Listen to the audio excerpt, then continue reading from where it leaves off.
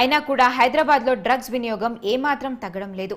ఎక్కడో ఒక చోట డ్రగ్స్ వినియోగం జరుగుతూనే ఉంది. తాజాగా గచ్చిబౌలిలో డ్రగ్స్ పార్టీ నిర్వహిస్తున్నారన్న సమాచారంతో పోలీసులు దాడులు చేశారు. నిర్వాహకుడితో పాటు మరో ముగ్గురిని పోలీసులు అరెస్ట్ చేశారు.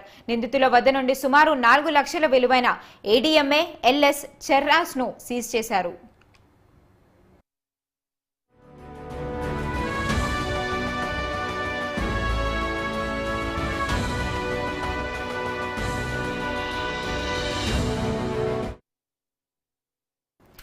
పోలీసుల వివరాల మేరకు ఏపీలోని విజయనగరం జిల్లా నీలవతి గ్రామానికి చెందిన గంగాధర్ విశాఖపట్నంలోని మద్దెపాలెంలో స్టాక్ మార్కెటింగ్ చేస్తున్నాడు.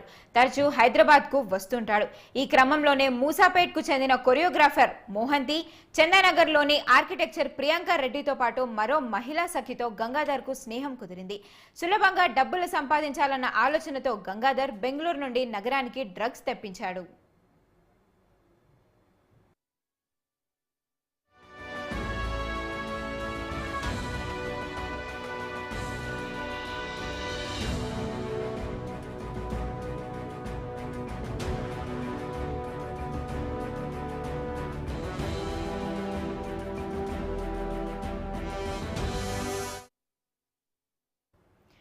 గచ్చిబౌలి డిఎల్ఎఫ్ సమీపంలోని ఒక బొటిక్ హోటల్లో ఒక రూమ్ లో నవంబర్ 30వ తేదీన డ్రగ్స్ పార్టీ చేసుకున్నారు.